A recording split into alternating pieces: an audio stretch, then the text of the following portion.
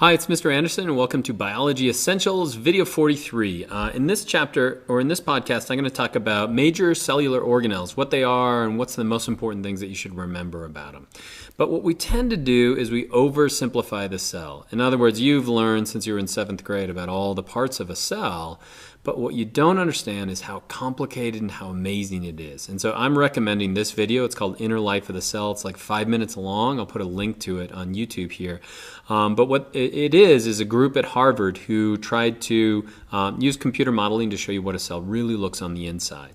And so this right here is a motor protein that will literally walk, transport vesicles around in a cell. It's amazing to see how active it is inside a cell, and we tend to not do service to that. So please watch that video and then come back. So in this concept map, it's a little bit different than the other ones that I've done. I decided to start right here at the nucleus, which is kind of the control center of the cell. In other words, it's got the information, the blueprints, and it's also gene control. It's telling other parts of the cell what to do. So if we work outward from that, right on the outside of that, we have the ER, or endoplasmic reticulum. We have both smooth and rough ER. Now, the rough ER is rough because it has little ribosomes on it. So what do ribosomes do? Those are going to be where we produce proteins. That's the site of protein synthesis. The rough ER gives us a lattice where we can actually do that, and we can make different constituents of the cell, parts and chemicals that are going to be used throughout the cell. Before we keep going with the rough ER, the smooth ER is really responsible for making lipids. It's also responsible for breakdown of toxins, but it's going to make lipids, and remember, almost all the parts of the cell are going to be made up of lipids. So smooth ER, super important. So some of the ribosomes float around out here, but some of them are going to be found right on the rough ER, and so they're going to make proteins. Now those proteins will be trapped in transport vesicles brought to the Golgi complex. From there, they can go to different parts of the cell or outside the cell. It's also where we produce lysosomes, and lysosomes are important in breaking down material when it's not used. Another portion of especially plant cells is the vacuole. Vacuole, its importance is in storage. For example, all plant cells have a central vacuole. It's going to allow them to regulate their amount of water. And then I put these two over here, and they both deal with energy. So these are the mitochondria and the chloroplast. Remember, mitochondria are found in all eukaryotic cells. And remember, we're talking about eukaryotic cells. The moment you ever hear me talked about eukaryotic, I'm missing an O. The moment you hear me talk about organelles, you know we're talking about eukaryotic cells. So all eukaryotic cells have mitochondria. It's how we make ATP. But then plant cells are going to have, or producers are going to have chloroplasts, and that's so they can make sugar, so they can use it by their mitochondria. So let's kind of get to each of those. Start with the ribosome. So where is the ribosome made up of? Well, maybe better yet to talk about what it's made up of. So this right here is a ribosome. It's from a bacteria called Thermus thermophilus. And so the blue things in this picture right here are going to be proteins. And the brown part is going to be a continuous piece of RNA called ribosomal RNA. And so it's made up, ribosomes are made up of two parts. They're made up of proteins, and then they're made up of RNA. And so those two parts together are synthesized in the nucleolus, which is going to be found in the nucleus. And what you essentially get are two subunits. So you're going to have a small subunit, and then you're going to have a large subunit. And then what goes through the middle is going to be messenger RNA. And so what are we doing here? We're doing translation. We're translating the message of the messenger RNA to a protein. And so where does this take place with ribosomes? It could take place right in the cytoplasm, or it could take place on the ER. So what is the ER? ER is the endoplasmic reticulum. It's usually attached right here to the outside of the nucleus. So it's a membrane that folds upon itself. It's going to have ribosomes that sit right on that, so we can actually synthesize proteins, and those proteins end up going to the inside. So these little green dots here would be showing proteins or bits of proteins that are put together. This is what it looks like under a microscope. You'll find that there's also smooth ER. Smooth ER doesn't have ribosomes on the outside. Mostly is where we synthesize lipids inside the cell. But function of the ER is to kind of give us a lattice so we can build things. And so if we're talking about the cell as a factory, this is kind of the factory floor with the workers fitting on the top of it. That's definitely going to be the endoplasmic reticulum. If we go to the Golgi apparatus, or the Golgi complex, it was discovered by this man, Camillo Golgi, lived in the Austrian Empire, died in like 1926.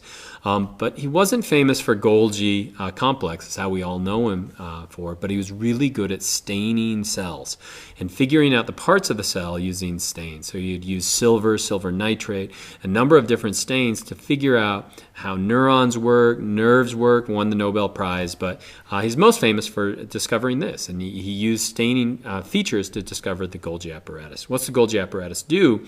Well, in general, it takes information that's produced in the endoplasmic reticulum, and then it ships those different parts of the cell. And so I like to think of it as like the UPS of your little factory. Material is made in the endoplasmic reticulum, it's moved to the cellular UPS, and then it's going to move on its way, either to different parts of the cell or even outside the cell. That's the Golgi apparatus. Lysosome is next, and we could actually trace that pathway again. So what does the lysosome do? Well, lysosome right here has digestive material inside it. So it's got a bunch of digestive enzymes in it. And what it does is it digests material. And so if we're infected, for example, let's say we catch a bunch of viruses inside of us, that lysosome will fuse with those viruses, and it creates something called a phagosome, so we can break it down. Or this can dissolve mitochondria that's not functioning, or it can even kill cells. And so lysosome I refer to as like the suicide sac. It has enzymes. Where did those enzymes come from? Well, they came from the ER. They eventually went through the Golgi apparatus, and a lysosome was produced. And so lysosomes are really important in breaking down material when it's not needed anymore. And the last two are going to be energy producing inside the cell. So the mitochondria we've talked about as far as cellular respiration goes. It's got an inner membrane, which is going to be this red portion, the outer membrane, and then it's going to be the inner membrane, which is going to be the yellow membrane here. That membrane is folded over and over and over again, and so we call this folding the cristae of a mitochondria, these inner folds. The outside is really, really smooth, but what you get then is this inner membrane space, which is this space right here. So going back over cellular respiration, where does everything occur? Remember, glycolysis is going to take place outside the mitochondria. The Krebs cycle is going to take place on the inside, and then this electron transport chain is actually going to take place right along that inner membrane. And that space is super important, remember, because we can build up those protons on the inside, make as much ATP as we can. And so the reason this is folded is to increase surface area. If you ever see folding, it's to increase surface area. In this case, it's to make more ATP.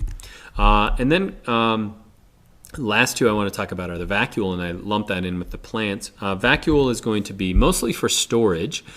This would be the vacuole, and then the membrane around the outside of it is called the tonoplast. But what does it do? We store material inside that. So every plant is going to have a central vacuole where they put water, and they can regulate the amount of water that they have. But if it's the petal of a plant, they're going to have, for example, colors inside here that give it the colors of the petal, or they're going to have nasty chemicals inside their vacuole, so if you eat it, they've got toxins inside there. It's also important, vacuoles, in cell growth as well. So vacuoles, I like to think of them mostly as storage. And then the last one is going to be the chloroplast. Here's a bunch of chloroplasts inside a typical plant cell, and if we ever see a lot of chloroplasts, that means we're doing photosynthesis. The parts of it that you should know are going to be this membrane right here is called the thylakoid membrane. So this would be the membrane right here. If we have a bunch of stacks of these thylakoid membranes together, we call that a grana. And then there's going to be a liquid portion on the inside. That liquid portion is called the stroma. And so again, going back over photosynthesis, the light reaction is going to take place on that thylakoid membrane. And then that Calvin cycle is going to take place in the stroma. And so the reason we have increased surface area is to absorb more light, because the chlorophyll molecules, remember, will sit right in the thylakoid membrane. But we're also increasing chemical reactions. So those are the major parts of the cell. There clearly are more, but those are the big ones, and I hope that's helpful.